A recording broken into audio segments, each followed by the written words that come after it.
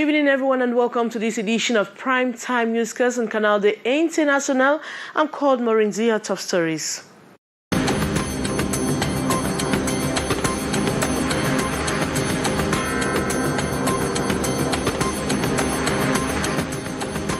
University lecturers threaten strike over insecurity. They have reacted on November bomb explosion in an amphitheater in the University of Boya, which wounded dozens of students.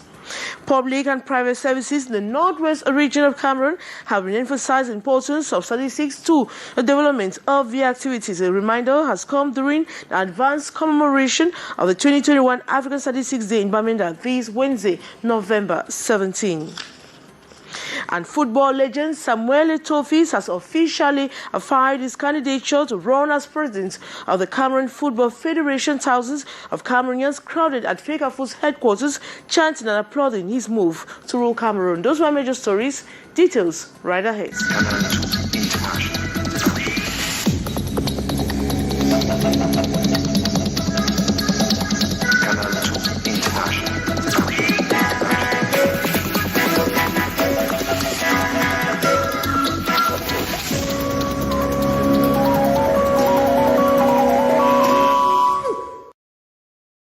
University lecturers threaten a strike action over insecurity. They have reacted to the November bomb explosion at an amphitheater at the University of Boya, which wounded dozens of students.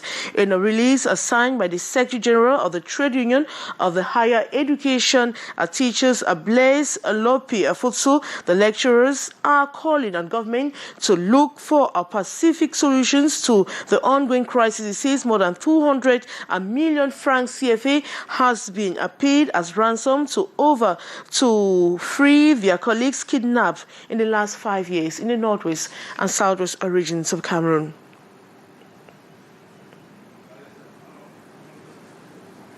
And regional services in the northwest region of Cameroon have been encouraged to make available their service data for the constitution of the Regional Statistical Yearbook. The Secretary General at the Governor's Office has made a call this Wednesday afternoon in Bamenda while chairing the African Statistics Day. More in the following story with Gladys Ambo Ziba.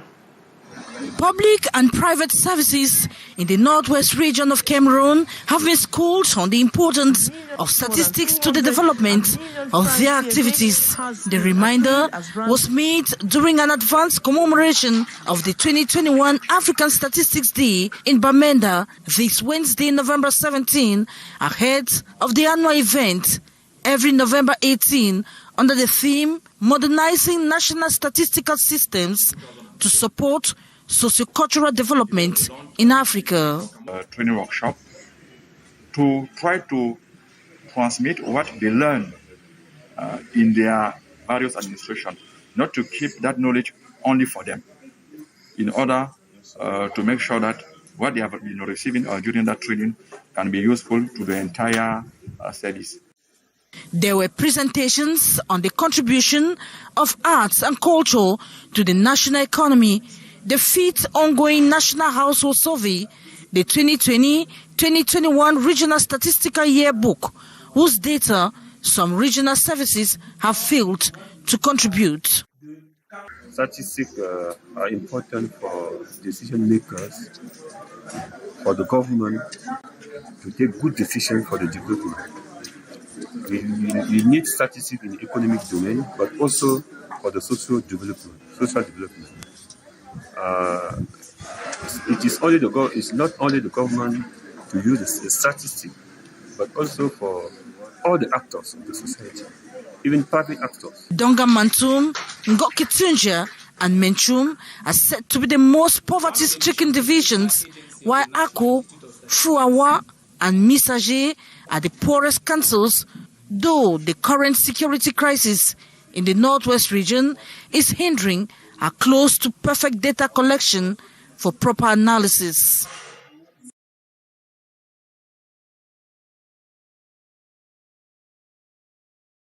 second consecutive time following suspicion of election malpractice. The election, which kicked off this morning, was suspended and postponed to Monday, November 22, 2021, to permit the different camps and organizers to prepare better. Gladys Ambodiban completes that story. It was a tense atmosphere at the Douala 3 Council this November 17, 2021, as there were fears that the election of staff delegates was being rigged.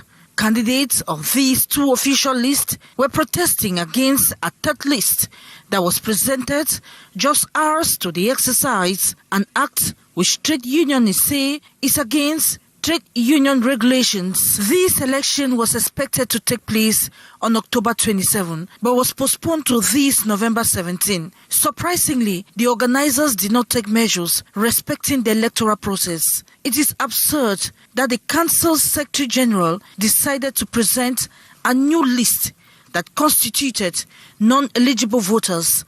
The law demands that the list of candidates be published 6 days before the elections, but that was not respected. According to these candidates, council officials obliged council police who are non-eligible voters to cast their votes before the kick-off of the official voting hour to swallow the vote share of their favored candidates. All these in the absence of the labor inspector and observers. An allegation turned down by the accused. Our list was pasted, but they were removed by unknown individuals. The sheet you find there are simply for campaign purposes. Some of the workers demanded a postponement of the election. We need that the election should be postponed even in 1 week. Yes, today, bomb. So the peace will be. A wish that was finally answered after deliberations between the mayor and trade unionists. The election has been postponed to Monday, November 22nd. Municipalities have been urged to work in synergy in order to sell the image of Cameroon by promoting and raising funds for community-based projects. This is an initiative of United Councils and Cities of Cameroon that has announced a major conclave come December 2021. More with our student journalist in Yaoundé.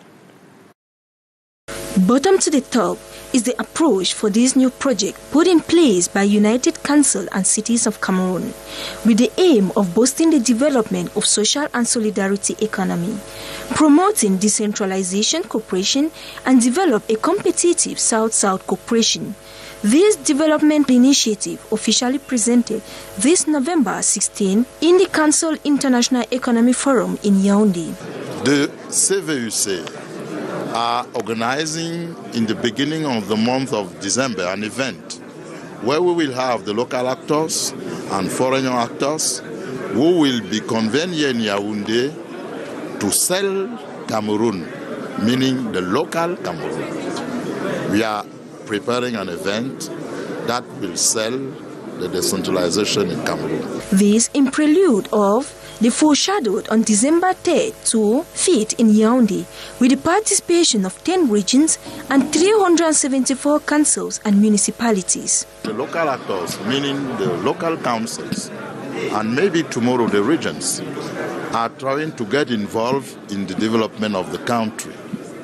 They are trying to put together, to bring together all the actors who are intervening mainly in the economical aspect of what is expected from them.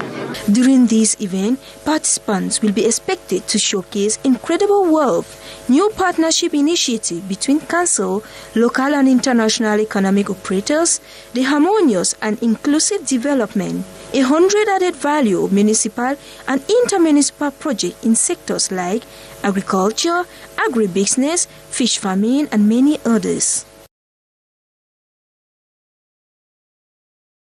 Economic Planning and Regional Development, Alamin Usman Amey, had the honor to welcome the first visit of the Italian ambassador to Cameroon, Filippo Scamacca del Marco, this November 16, in which Italy shares diplomatic relations, basically on education, industrialization like wood processing, and many others. During their discussion, they tried to reinforce their diplomatic relations, and the Italian ambassador promised to help Cameroon boost their economy in sectors like agriculture, technology, and in renewable energy, this through the help of the Italian government. It was a discussion not only on dream, but on facts, on how to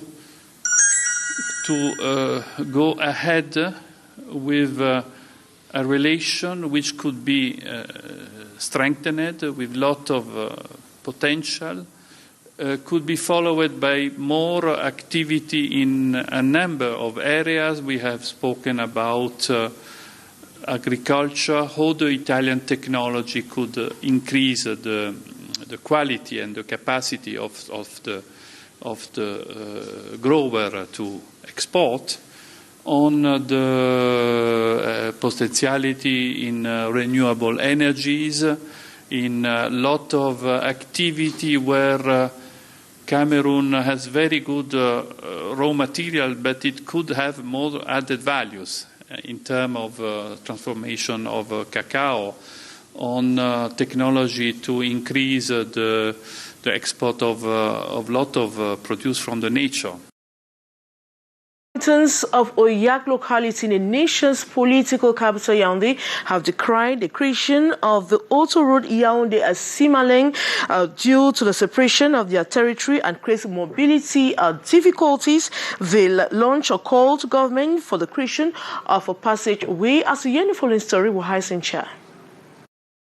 Boosting Cameroon urban development, ameliorating the living standard of the population was the aim of the construction of the autoroad linking Ahala to Simaleng. This to ease movement from one area to another. Unfortunately, it is not in tide with the aspiration of Oyak inhabitants. In Yaoundé, the inhabitants decry that road has divided their quarter into two, causing serious mobility difficulties. On avait la route qui nous desservait avec l'autoroute, mais on a déjà coupé là-bas. Pour que les enfants puissent aller à l'école. We had a road linking to the auto road, but it is too bad. Before children go to school, they face a lot of difficulties. Women have even become handicapped because of the roads.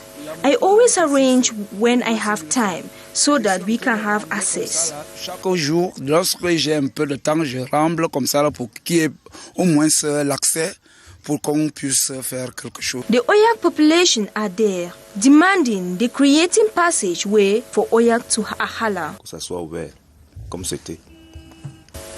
It should be open the way it was, even if it's to pass through the auto road. All we need for the road to be available as usual. We are not far, but we have to go round, which is not possible. Their only hope is this sketch of road linking the neighborhood from Mesa Mendongo, but it's sad enough. The state of road is deplorable. On a tenté plusieurs fois. Ça n'a jamais abouti. We have tried so many times, but it has never worked. Before they came here, it was planned by the company they could make a road for them to pass with their materials, and we accepted and even created it for them. But now, we are living as if we are in another country. We have been forgotten. Nous étions dans un autre pays où on ne nous connaît pas. Nous sommes des gens oubliés. Nous sommes totalement oubliés. With the auto road to officially go operational in these days ahead, the population are crying out the pictures that be to address their situation before things get worse. Football legend Samuel Toffees has finally found in his candidature to run as president of the Cameroon Football Federation. FECAFOOT, thousands of Cameroonians crowded at the FECAFOOT headquarters today, chanting and applauding his move to rule Cameroon football. Haisencha completes that story. 3:25 p.m., the triumphant entry of Samuel Toffees into the headquarters of the Cameroon Football Federation to deposit his candidature to officially run for the FECAFOOT presidency. Cameroonians out in their numbers, fans, bike riders, collaborators, and even pregnant women to usher in the 4 times African Ballon d'Or into the Chinga football powerhouse as he battles to grab the helm of management of Cameroon football. Having successfully filed in his candidature, the all-times Cameroonian top scorer says it is time to turn the pitch of Cameroon soccer. Il n'y a pas de débat, il n'y a pas de proposition de premier vice-président. Je serai le prochain président de la fédération, malgré toutes les tricheries, parce que nous sommes passés, Chiringo, vous le savez, à 115, 111 délégués, à 76. Justement, Samuel. Même jusque-là, nous disons allons aux élections et que ces délégués prennent leurs responsabilités pour donner enfin l'occasion au football camerounais de devenir ce que ce football doit être. As to why go against Mbombo Njoya, now whom he had strongly supported during the previous FECAFOOT elections, Toffees Samuel has this to say. Quand on échoue, on ne demande pas aux professeurs de tricher sur les notes. Il est impossible. Quand on échoue, on redouble. Ça veut dire qu'on n'a pas été bon. Donc, apparently, the former Barcelona striker is the first to officially file in his candidature, and candidates like Seydou Mbombo Njoya, Emmanuel Mabwang, and Jules Denis Onana, who had announced interest of running for the elections, are expected to deposit theirs in the hours ahead. Meantime, it is mission partly accomplished for Samuel Toffees as he awaits the final validation of his documents prior to the D-Day of the elections on December 11, 2021. And that report by Hysen Cha brings us to the end of this edition of Newscast on Canal de International. Thanks so much for watching. We have news in the French language at exactly 7:50. This never Senkang or Aleng Gislen Kanga. But coming up next is the brief of Buban Gomnas for me. I'll be back tomorrow, same time. Good night.